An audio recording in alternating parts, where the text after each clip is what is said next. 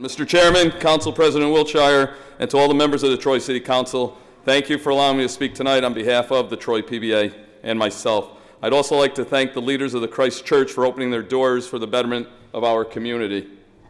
I had the opportunity to sit and listen to all the speakers last week at the forum provided. It is in my opinion that some of the guest speakers were speaking from the heart and truly had the best interest in making this city a better place to live, work, and repairing a fractured relationship with the police force. I'd like to first acknowledge Ms. Alice Green.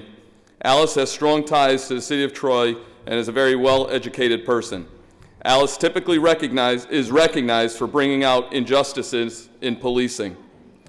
Alice also recognizes good police work. I personally have a letter from Alice Green written on her personalized green stationery giving credit for good police work.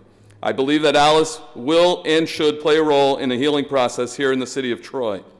Alice, from the bottom of my heart, I do thank you for your service. I know she's not here tonight. I do respect her, though, for that purpose.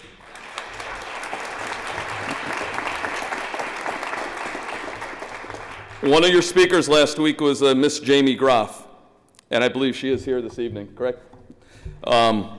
Jamie spoke last night about an encounter with the Troy PD, and I don't even recall it, but apparently I was actually on the scene of it, so I apologize for that. But I did want to ask her tonight, have you ever experienced any good time or good experience with the Troy Police Department? Because you did speak negative about the department. I just wanted to see if there was a positive out there. I have.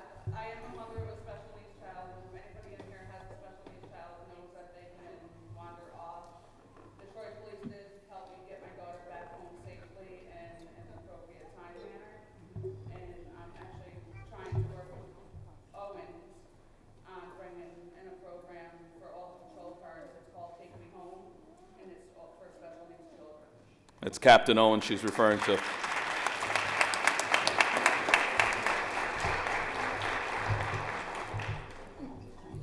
To Ben Bricado, I believe the name is, and I believe you're here this evening. I recognize you.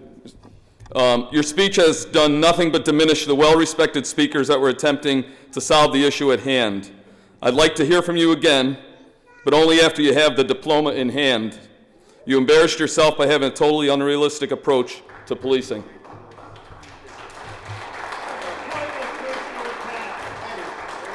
To Reverend Shaw, Reverend Eric Shaw.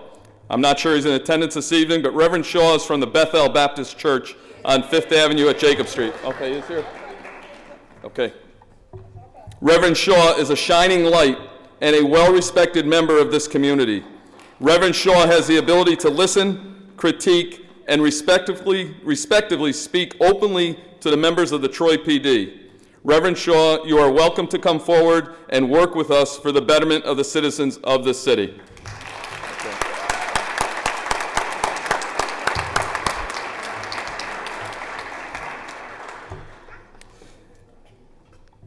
To Willie Bacote, my comments are not going to be flattering in any way, shape, or form. Please respect the fact that I do have an opinion. I understand that he is near and dear to some people's hearts. They need to be said. I'd rather have said this publicly, face-to-face to him. But I refuse to hide behind a Facebook page or to any anonymous blogger. I'd love to see you stand next to me and listen to what I have to say tonight. Your interaction with the children of this city is second to none. I believe you have outshined all other pastors in serving a specific community need. Your Feed the Kid program, your gun buyback program, your Clean the Block program, and the Kid Day and April Fest are all fine examples of your work. You are proud of your accomplishments, and you should be. What you fail to mention is that the Troy police officers are directly involved in each one of these activities also. I personally have donated money, food, furniture, and clothing by the Home Depot truckload, as have other police officers in this agency. With that being said, I'd like to compare the Capelli's video to you as a person. You now know there are two sides to what happened on that chaotic night in January. And we know there are two sides to Willie Bacote. And I apologize if it's offensive, but it had to be said.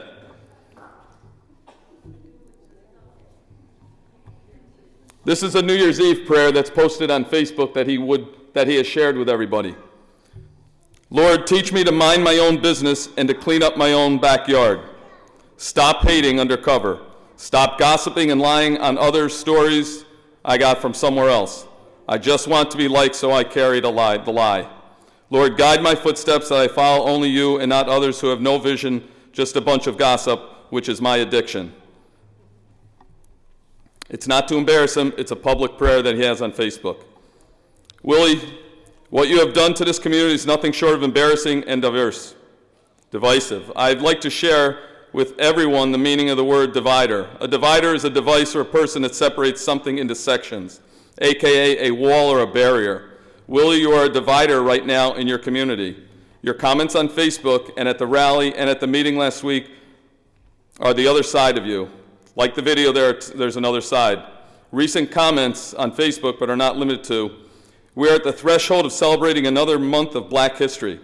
Let us not tarnish their memories with the hate or violence, but march in peace for justice and righteousness. Let us show the world that we are better than our enemy. I demand you tell the people sitting here tonight who your enemy is. I wish he was here to explain that. Your statement clearly makes you a divider of the people. One other comment that he mentioned was, remember my father's children? Only a month ago, over 500 white college students convened at that same restaurant. However, you never heard of any beatings, did you? Think about it. This comment on Facebook makes you a divider, or maybe a good witness. That night was mainly, but not limited to, 100% Black students.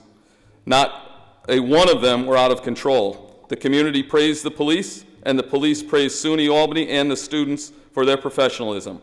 Your comment was a lie and further divided our community. As for the 500 white students at Kokopelli's is only allowed to have 200 patrons inside. I'm quite sure Mr. Glick, the owner of Kokopelli's, doesn't need you telling everyone he had 500 white or Black people inside that bar, when he should have only 200. To quote Willie, enough is enough. You have called for the resignation of the chief of police for the actions that took place on that chaotic night in January. Tonight I'm calling on you to resign your voice from the Troy Pastoral Alliance. The Alliance has the ability to mend this great city. You have proven to me that this is just not your calling. Please go back to the programs that made you who you are today. The kids truly need you.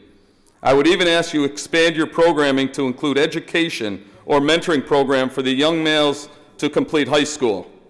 Education or mentoring program for the young male who is out selling drugs. Education for that young male that is so prone to the street-level violence.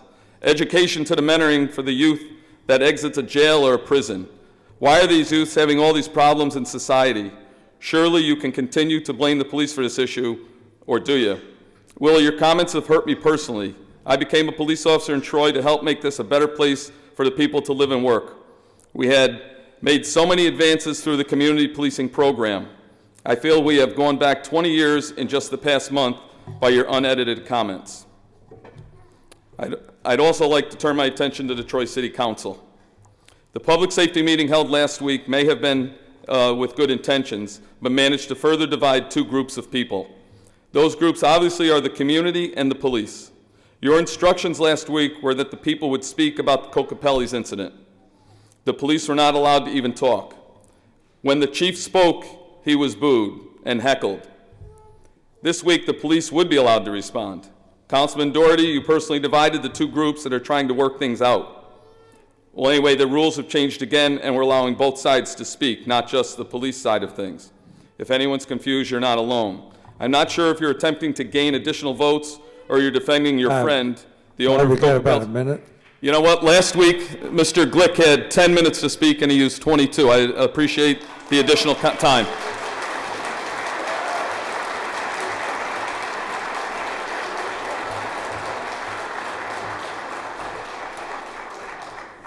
Respectfully. I would also like to bring up the comment that was made by the owner of Kokopelli's last week and what followed. Mr. Glick compared the Troy police officers to the Ku Klux Klan. Are you kidding me, Mr. Glick? That's really absolutely ridiculous. The comment... Bob, comment... I'll give you about another minute. That comment was the most offensive thing I've ever heard come from a professional in my 24 years of law enforcement. It's because it has to do with you. That was disgusting at best. Then I read in the daily paper that Mr. Glick, the owner of the bar, was escorted by Councilman Doherty to the State Liquor Authority to speak on his behalf. This move is unsettling to the police force. I don't care if it's your right or your good intentions or your constituent or your personal friend. You have failed the people. You need to know it. How can you objectively make any decisions about this case if you are already walking hand in hand with this guy to the Liquor Authority? The members of the Troy PBA are demanding, and they deserve an explanation and an apology, as does the Chief of Police and his staff. Demand an explanation and apology. Thank you, Bob. I have one paragraph left. Can I Thank you explain very it? much. Can I have that one page? That's all I have left. You allowed the others. I don't see why I can't. It's not fair to the other speakers. Everybody else was allowed to go overboard. Fair to the other speakers, Bob. All right, please, 1 minute. As for the owners of Coca-Pelli's, Barry and Joe Glick. Joe isn't here tonight, I understand, but Joe, several years ago, you invited me to your business to show me around. I was with the head of your security staff. His name was Mike. Joe, you personally told me that you'd be running an upscale bar and wouldn't be catering to that other crowd, if you know what I mean. Quote unquote. This is the quote that he told me. I am not sure what you meant by that other crowd was at the time. It sounded like a racist remark. You may have noticed that I have never returned to your business. Barry, you professed last week that you serve all people. That was quite obvious when I saw an underage kids drinking in your bar. You really do serve just about everyone. As a matter of fact, I personally saw you standing within 5 feet of the underage child being served. Shame on you. I saw that on the video, ma'am. Bob, will you address it to us, please, not to the audience? Thank you. Your establishment was obviously out of control. The underage drinking, the fights, the pot smoking, the assaults on your contracted staff, and the mischief that happened outside the bar by your patrons. Your own staff had to call the police. Why didn't you make the call? I believe you had something to hide. Your business was obviously failing and you needed the money. In closing, I am aware of the perception. In closing, I am aware of the perception in the community. I'm not going to bury my head in the sand and proclaim all is good and let's just move on. Allow me to use an example here in the police circles. When they say crime is down 15%, if you were a victim of a crime last year, then that's an effect on you. It doesn't matter how far down it is, that's a bothersome. Yes. In closing, I support the men and women of the Troy PBA and all the police officers that serve and protect you each and every day. I also support the Pastoral Alliance of Troy, the Troy Police Objective Review Committee, and the citizens of Troy. I believe we can all work together to move forward with mutual respect for each other. It would be my desire tonight to see this meeting end with a prayer led by Reverend Shaw, keying in on the unity amongst all. Thank you very much for your time, and God bless you.